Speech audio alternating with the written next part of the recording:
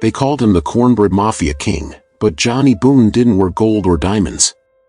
He wore soil under his nails, on his boots, and deep in his blood. They said he could grow anything: corn, tobacco, or the kind of green that made small towns rich and federal agents restless. But long before the headlines, before the manhunt, Boone was just a farm boy from Marion County, Kentucky, raised on hard work, soft mornings, and the quiet belief that a man's word was worth more than his freedom. He learned how to plant early and stay silent longer. When his friends went off chasing city dreams, Johnny stayed behind, tending the land, learning its moods. "Everything good grows in patience," he once said, staring at a sunset that looked like fire on the fields. But patience has its price. And in the 1970s, those same peaceful fields would start growing something the law didn't forgive. He didn't know it then, but his name was about to echo far beyond Kentucky. Before we dive deeper into Johnny Boone's story, don't forget to like, comment, and subscribe for more true crime legends. Because this isn't just about crime, it's about a man who built an empire from cornfields. Johnny Boone wasn't born into crime, he was born into survival. The Boone family worked the land like their fathers did before them. Dirt roads, borrowed tractors, and debts that never seemed to end. His mother said prayer could feed a soul, but Johnny learned early that it couldn't feed a family. By 16, he was driving trucks through backroads before dawn, helping neighbors hide moonshine barrels when the county boys came around. Not out of rebellion, but loyalty. In Kentucky, loyalty was a language stronger than law. He wasn't loud, never started fights, but he carried a stillness that made men listen. Talk less, he'd tell his friends. The man who talks least, lasts longest. When the Vietnam War tore through his generation, Boone stayed behind. He didn't fight overseas, he fought the soil, the weather, and a system that favored the rich. Somewhere between the harvests, he learned something sacred: if the world won't feed you, you feed yourself. So he built his own way, quietly, patiently. And by the time the rest of America was chasing disco and dollars, Johnny Boone was already growing something far more profitable and far more dangerous. By the late 1970s, Kentucky's cornfields whispered more secrets than sermons. Farmers were struggling, banks were closing, and Boone saw what no one else dared to see: opportunity hidden in the soil. He started small. A few rows behind the barn, a few trusted hands, and a crop that didn't need a label. The work felt the same: planting, watering, waiting, only the payoff was different. Cash came quicker, thicker, and quieter. Word spread fast across the backroads: Johnny Boone's land never went dry. Soon, local boys who'd once carried shovels now carried duffel bags. Trucks rolled out at night, headlights off, the smell of harvest blending with the scent of risk. But Boone wasn't reckless, he was methodical. He ran his fields like a family, not a syndicate. No guns, no greed, no outsiders, he warned. This ain't the city, this is home. By 1983, his quiet farm had become part of something bigger, a network of growers stretching across 10 states. Reporters would later call it the Cornbread Mafia. Johnny just called it work. But deep down, he knew, once money starts growing this fast, it never stops clean. By the mid-1980s, Johnny Boone had built more than a network, he'd built a code. No one stole. No one snitched. Everyone got paid. He ruled not with fear, but with respect. When Boone spoke, men listened. He never raised his voice, didn't have to. His calm was heavier than a threat. At dawn, he'd walk through misty fields with a cup of black coffee, checking the rows like a preacher inspecting his congregation. To the locals, he wasn't a criminal, he was the man who kept the lights on. He paid mortgages, bought tractors, and made sure every table in Marion County had bread on it. In towns forgotten by Washington, Boone became a quiet kind of justice. He built his empire without blood. Violence draws flies, he'd tell the younger ones. Flies bring feds. But power, even when clean, attracts envy. Some men started whispering, saying Boone had gone soft, that he trusted too much, that the money could be bigger if they took more risks. He brushed it off with a half-smile. "Greed's a short crop," he said. "It grows fast and dies faster." Still, in the shadows of those same fields, greed had already begun to bloom. Loyalty was Johnny Boone's religion, but every religion meets its heretics. By the late 80s, his network had grown too wide, too fast. Young blood came in, men who hadn't grown up under the same Kentucky sky, who didn't understand silence like the old ones did. Some wanted expansion. Others wanted violence. Boone wanted neither. He believed in control, in patience, but patience doesn't thrill men who've tasted easy money. One night, sitting on his porch with a cigarette and the hum of crickets, Boone told his right-hand man, "It's not the law that breaks you. It's the people who stop believing in your way." He could feel the ground shifting beneath his boots, not from rain, but from betrayal. Rumors spread that a few men had started selling on the side, cutting deals, keeping secrets. Johnny didn't confront them. He just watched, quiet, cold, measuring every movement.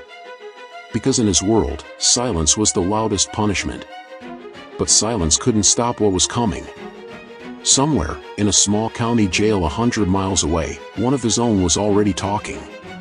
And the name Johnny Boone was about to land on the desk of the DEA. When the DEA came knocking, they didn't come loud. They came in whispers, quiet visits to farms, friendly questions at diners, unmarked cars on county roads. Boone noticed before anyone else. The rhythm of the town had changed. Strangers at gas stations lingered too long. Mail trucks stopped twice a day. He didn't panic, paranoia never suited him. But his eyes, once calm and steady, now scanned every horizon.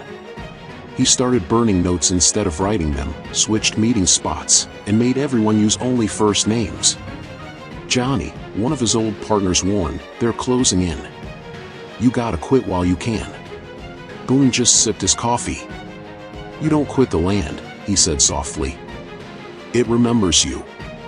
By 1989, the DEA had linked over 100 farms to the Cornbread Mafia, the largest domestic marijuana operation in U.S. history.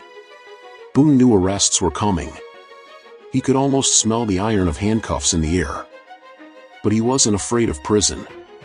He was afraid of watching men who once called him brother now whisper his name to save their own skin. And deep down, he knew someone already had.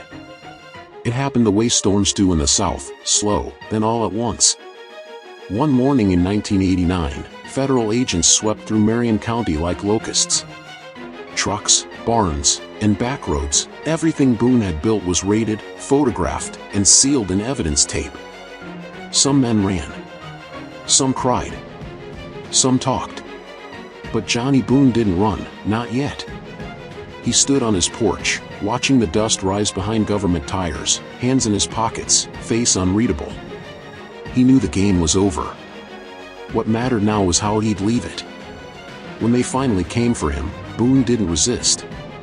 He nodded, said nothing, and walked into custody like a man clocking out from a long shift. In the courtroom, reporters scribbled, lawyers argued, but Boone just stared ahead, calm, distant, unbroken. One journalist wrote later, "He looked more like a farmer who lost his crops than a criminal who lost his empire." He served his time. Years blurred into seasons, each one taking a piece of him, but never his pride. Yet the government wasn't finished. When he got out, new charges awaited him, old ghosts dug up from forgotten files. And that's when Johnny Boone decided he'd rather vanish than be caged again. When Johnny Boone disappeared, it wasn't into chaos, it was into silence. No one saw him go. No one heard a door close. He simply melted back into the soil that had made him a ghost among cornfields. For 8 long years, the FBI hunted him across the South. They called him the Godfather of Grass, plastered his face on wanted posters, and promised rewards for any clue. But Boone lived by the same code that had once built his empire: stay loyal, stay quiet, stay invisible. Some said he hid in plain sight, working under fake names, tending crops like any old farmer. Others swore he crossed into Canada, living off-grid among strangers who never asked questions.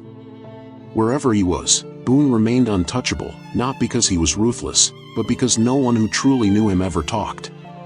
A former associate told a reporter, "You can't catch a man who becomes part of the land." When they finally found him in 2016, gray-bearded, thin, and calm as ever, he didn't fight. He just nodded to the agents and said, "You took your time." But inside, the quiet had changed him, not broken him, just slowed the fire. Prison couldn't tame Johnny Boone, it only weathered him, like a fence post left out in the rain. His hair turned silver, his hands rougher, but his eyes stayed steady, the same blue-gray calm that once ruled half of Kentucky's fields. He spent his days tending a small prison garden, growing tomatoes and herbs. The guards said he never asked for favors, never complained. He'd rise before dawn, whispering to the soil the way he used to on his farm. "Everything comes back to the earth," he once told another inmate. "Even men like me." To younger prisoners, he became a myth, the quiet old-timer who outsmarted the feds and never sold a soul. They'd sit near him at lunch just to hear a story or two about the old days. He never bragged, just smiled, half amused, half sad. "It ain't about what you grow," he'd say, "it's about what you stand for." When Johnny Boone finally walked out as a free man in his 70s, the world had changed, but the land hadn't. Back home, people still lowered their voices when they said his name. Because in Marion County, legends don't die. They just grow quieter. In the quiet years that followed, Johnny Boone lived the way he always had, simply. No interviews, no speeches, no confessions. Just the sound of wind through old corn stalks and the rhythm of a man at peace with his past. He tended his small garden like it was church.